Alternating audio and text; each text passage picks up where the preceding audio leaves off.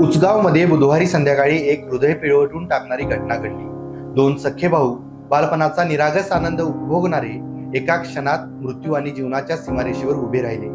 विद्युत तारेत अडकलेला पतंग एक साधा रंगीत पतंग, पण त्याने घेतला एका निष्पाप जीवाचा बळी। ही घटना बुधवारी सायंकाळी उचगाव येथील मंगेश्वर मंदिराच्या मागे बाबानगरकडे जाणाऱ्या रस्त्यावर घडली। सार्थक निलेश वळकुंजे, वय फक्त 16 वर्ष, 10वीचा विद्यार्थी, हसरा, अभ्यासू आणि स्वप्नांनी भरलेला। त्याच्या शेजारी त्याचा धाकटा भाऊ कार्तिक। दोघे मिळून घराजवळच्या गच्चीवर गेले तो पतंग काढायला।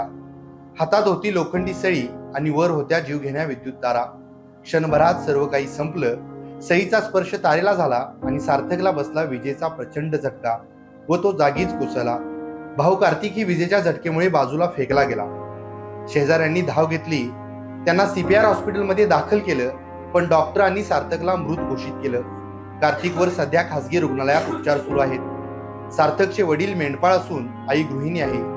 आता त्यांचं लेकरू परत येणार नाही या जाणीवेनं संपूर्ण उचगाव हळहळून गेले।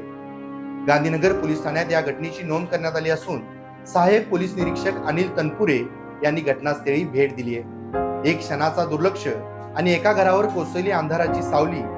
ही घटना आपल्याला सांगते, जीवन अमूल्य आहे।